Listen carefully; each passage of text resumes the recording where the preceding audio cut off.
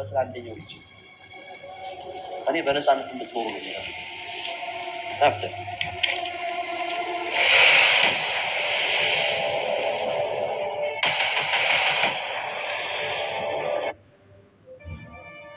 እንዲህ ካለ ምን ላድርግ እንዳሰብኩ ብነግርሽ ጨካኝ አትይኝም አይደል? ምን ልታደርግ አሰብክ?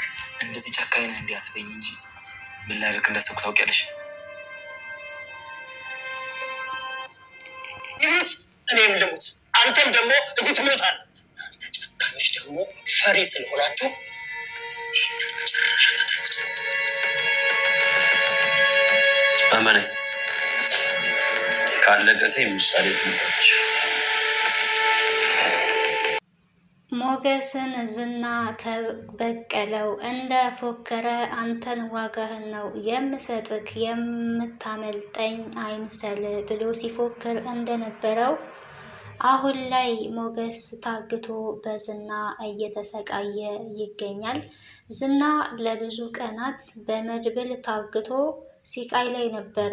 እመኑኝ ከዚህ እወጣለሁ፣ ያኔ ግን ስወጣ እበቀላችኋለሁ፣ ብትለቁኝ ብትፈቱኝ ይሻላል ሲል ነበረ።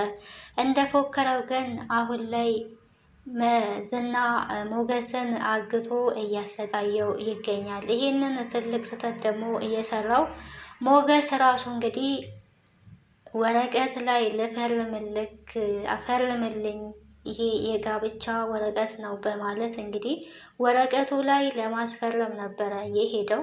ዝና ግን ይሄንን ሲስተም ተጠቅሞ አንተ በነፃነት እንድትኖር ነው የምፈልገው፣ በዚህ መንገድ ከመጣችሁማ በጣም ጥሩ ነው፣ አንተም ሉላም ነፃ ሆናችሁ እንድትኖሩ ከፈታችኝ ሉላ ምንም ችግር የለውም እፈርማለሁ ነው ያለው። ሞገስ እንግዲህ ከቤት ከወጣ ሉላ አስጠንቅቀው ነው የወጣው። ነፃ መሆን እፈልጋለሁ፣ ነፃነቴ ናፍቆኛል፣ እስከ መቼ ነው እንደዚህ የምንኖረው? በህጋዊ መንገድ ከፈታኝ ግማሽ ንብረትም እጠይቀዋለሁ፣ ስለዚህ መፈረም አለበት፣ ወደኋላ ማለት የለም፣ መጀገን አለበት ብላ ከቤት አበረታታ ባሏ ሴት የላከው ሞት አይፈራው እንደተባለ እንግዲህ የሉላን ቃል በማክበር አስፈርመዋለሁ። የማይፈርም ከሆነ ግን ማድረግ የምፈልገው ነገር ወንድ ልጅ ሆነ እንደዚህ እንዴት ትጨክናለህ አትበይኝ እንጂ መሽኛውን ነው የምቀጠቅጥለት። መፈረም አለበት፣ እንድፈራ አታድርጊኝ። ሉላዬ አጀግኝኝ፣ ነፃ መውጣት አለብን፣ በነፃነት መራመድ አለብን።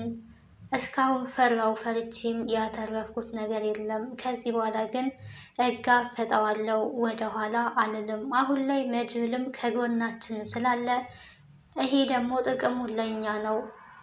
ዝና መታገቱ የበለጠ ጥቅሙ ለብሩክ ብቻ ሳይሆን ለእኛም ነው። እኛም በነፃነት የምንኖርበት ጊዜ ቅርብ ነው ብሎ እንግዲህ በዛ ተስማምተው አስፈርመዋለሁ፣ ግዴታ ነው ይፈርማል በማለት የጋብቻ ወረቀት ላይ ለማስፈረም መድብልም በሌለበት ዝና ታስሮ ባለበት እንግዲህ ሞገስ ሄዶ እዚህ ላይ እንድትፈርምልኝ እፈልጋለሁ ነው ያለው። ምንድን ነው ሲለው ነበረ። በጣም ተረጋግቶ ምንድን ነው እሱ ሲለው የጋብቻ ወረቀት ነው እንድትፈርም እዚህ ላይ እፈልጋለሁ ሲለው እፈርማለሁ፣ ምንም ችግር የለውም እሺ፣ ነገር ግን የምፈርመው በእጄ ነው፣ ባገጬ ልፈርም አልችልም። ቢያንስ እንድፈርምልክ አንድ እጄን ፍታኝ፣ ከዛ ፈርማለሁ፣ እናንተ በነፃነት እንድትኖሩ ነው የምፈልገው በሚል በሲስተም ቃል እንግዲህ ዝና እጁ ተፈቶለታል።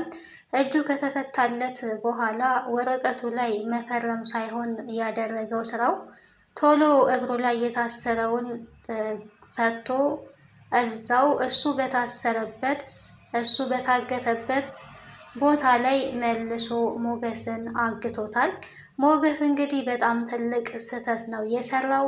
በሞገስ ስህተት መድብል በጣም ተናዷል፣ በጣም ተበሳጭቷል። ምክንያቱም ዝናን በጭራሽ ልፈታው አልችልም፣ ዝናን የምፈታው ከሆነ ሁሉም ነገር ይበላሻል፣ ብሩክንም ልናገኝ አንችልም፣ ምሳሌንም ደግሞ ሊለቁልን አይችልም። ስለዚህ ዝና መፈታት የለበትም፣ ዝና ነው የእኛ መያዣ ብሎ ደጋግሞ ተናግሯል።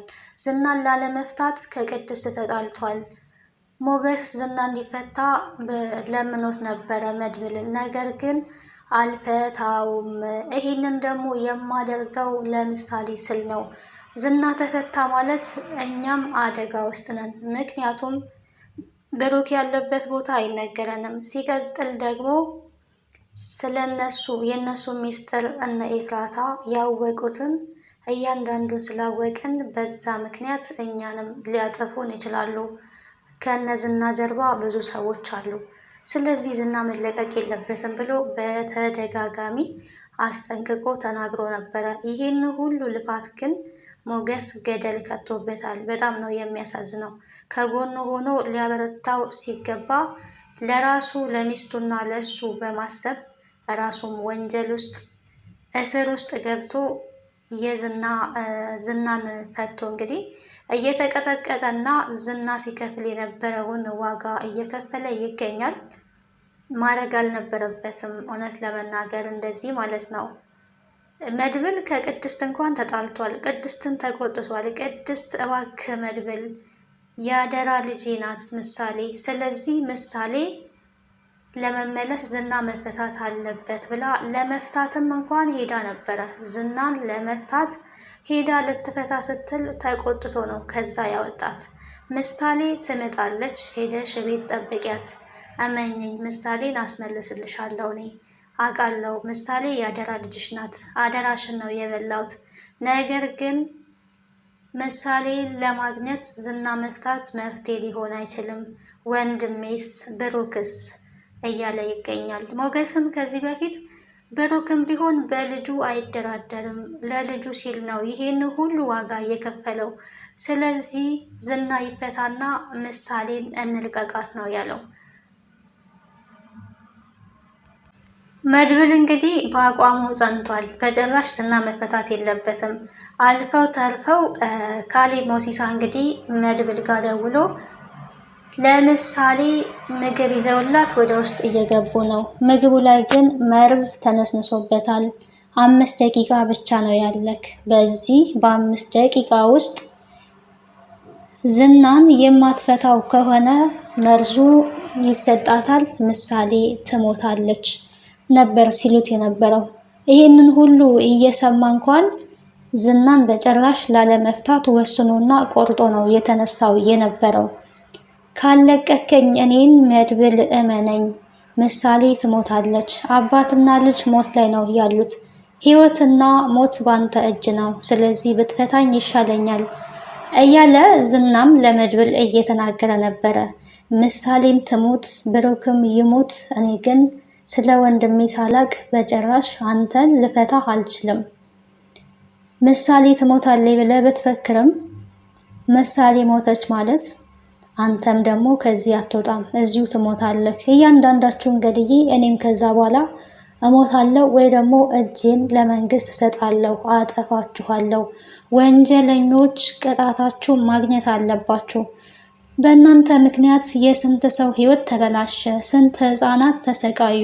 ስለዚህ ዋጋችሁን ማግኘት አለባችሁ። በጭራሽ አልፈታክም ነበር ሲል የነበረው። ቅድስት እንኳን በቃ እዚህ አልቀመጥም፣ ምን አለኝ ብዬ ነው እዚህ የምቀመጠው።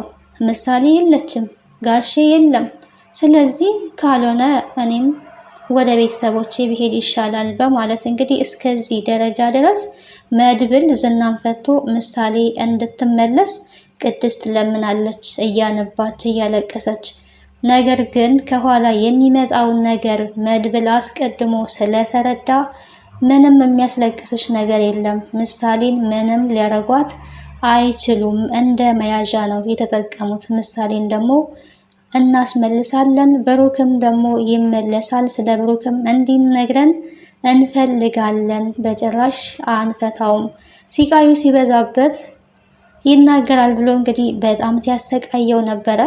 በስተመጨረሻም እንግዲህ ወንድ ልጅ በወንድ አይጨክንም በማለት ምግብም እያበላው ነበር የሚገኘው።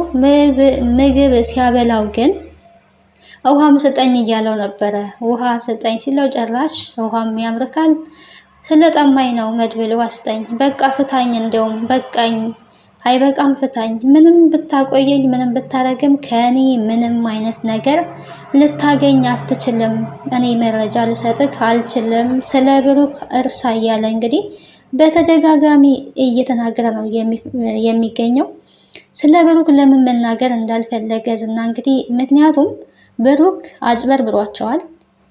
ወደ ውጭ ሀገር አደንዛዥ እጽ ይዘህ ውጣ የተባለውን እሱን ይዞ ስላልወጣ ገንዘብ ግን ከነሱ ተቀብሎ ልጁን ስላሳከመ በዚያ እንግዲህ ያለውን ሚስጥራቸውን ደግሞ በደንብ ስለሚያውቅ ብሩክን ለማውጣት አልፈለጉም። ሲቀጥል በጣም ኃይለኛ ወንጀለኞች ስለሆኑ እነሱ የሚሰሩትን ስራ ያወቀ ሰው ብቻ መገደል እንዳለበት ነው እየተናገረ የነበረው ካሌብ ሞሲሳ። መድብልም ቢሆን ማወቅ የሌለበትን ሚስጥር አውቋል። ስለዚህ ማወቅ የሌለበትን ሚስጥር ስላወቀ ብቻ መወገድ አለበት፣ መገደል አለበት ነው እያሉ የሚገኙት። እንዴት የወንድሙ ልጅ ታግታ እንዴት ነው ዝናን የማይፈታው? ምን አይነት ሰው ቢሆን ነው? ቆይ ምንም አይነት ዝምድና የላቸውም ወይስ ምን አስቦ ነው? ሰዎቹ ሞኝ ናቸው ልበል ብሎ እንግዲህ መሀሌት ጋም ደውሎ ነበረ ካሌብ ሞሲሳ። ሌላስ ከነሱ ዘመድ የሆነ ወይ ደግሞ መያዝ ያለበት ሰው አለ ወይ ብሎ ሲጠይቅ እንግዲህ ሞገስ እና ቅድስት የታሰረበትን የታገተበትን ቦታ ሊያውቁ ስለሚችሉ እነሱ ቢታገቱ ወይ ደግሞ ቢጠየቁ ጥሩ ነው ብዬ አስባለሁ ነው ያለችው። ቅድስት የቅርብ ሰዋቸው ናት፣ ግን ሰራተኛ ናት ብላ ነው የተናገረችው። አንቺ ምን አይነት ሞኝ ጅል ነሽ? እንዴት ለወንድሙ ልጅ ለህፃን ልጅ ብሎ ዝናን ያለቀቀ ለአንድ ሰራተኛ ብሎ የሚለቅ ይመስልሻል? ዝና ግን ከመቼ ወዲህ ነው ከእንደዚህ ከማይረባ ሰው ጋር ስራ መስራት የጀመረው? የማትረቢ ሰው ነሽ በማለት እንግዲህ ካሌብ ሞሲሳ መሀሌትን እየሰደበ ይገኛል። መሀሌት ግን ከዝና ጋር ያለው ነገር አልተሳካልኝም፣ ዝና እንደሆነ ደረቅ ነው፣ ከተሳካልኝ በፍቅር ካሌብ ሞሲሳን አጠምዳለው እያለች ትገኛለች። ካሌብ ሞሲሳ ግን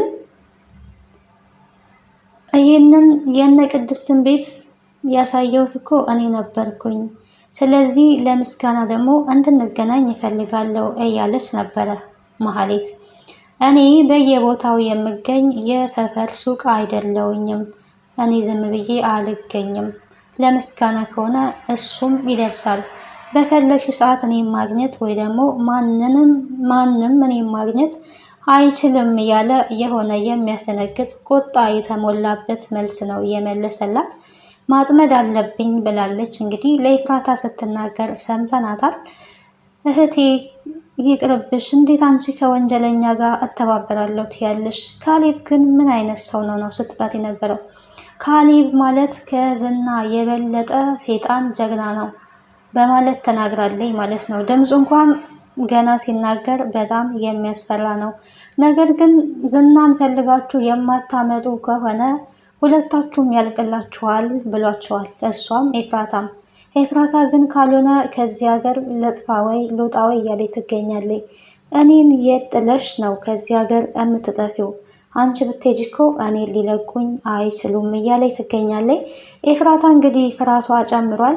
ኤፍራታ አሁን ላይ ዝናም ስለወጣላት ዝና ደግሞ አሁን ኤፍራታን ይበቀለታል። ምክንያቱም እሷ ናት አሳልፋ የሰጠችው። ወይኔ ኤፍራታ እያለ ነበረ ታግቶ ባለበት ሰዓት ላይ። ስለዚህ ኤፍራታ በዚህ ማለች በዚያ የምታመልጥበት መንገድ የላትም። ዝና ባይወጣ ኖሮም ካሌብ ሞሲሳ አይለቃትም ነበረ። አሁን ደግሞ ዝና ስለወጣ ዝና ያለችበትን ውሎዋን፣ ቤቷን፣ ሁለ ነገሯን ስለሚያውቅ አሳልፋ ስለሰጠችው በኤፍራታ ምክንያት ይሄንን ሁሉ ቀን ስለታሰረ ስለተደበደበ ዋጋ ያስከፍላታል። ኤፍራታ ትልቅ አደጋ ላይ ነው ያለችው ማለት ነው። ሞገስ እንግዲህ ምንም ተስፋ የለውም። ከዚህ በፊትም ፎክሮበት ነበረ። አሁን ላይ ለዘላለም አብረን እንኖራለን ያላትን ሉላም በድጋሜ ሊያጣ ተገድዷል። ምክንያቱም እሱ ታግቷል። ሉላ ደግሞ ድንገት ስትወጣ መያዟ አይቀርም። ዝና እጅ ሉላ ተመልሳ ከገባች ያው ዝና ከዚህም በፊት ፎክሯል። ከዚህ በኋላ ከቤት እንዳትወጪ አድርጌ ነው አስሬ የማስቀምጥሽ፣ እድሜ ልክሽን እንደ ጨው እየሟሟሽ እንድትኖሪ ነው የማደርግሽ ብሏል።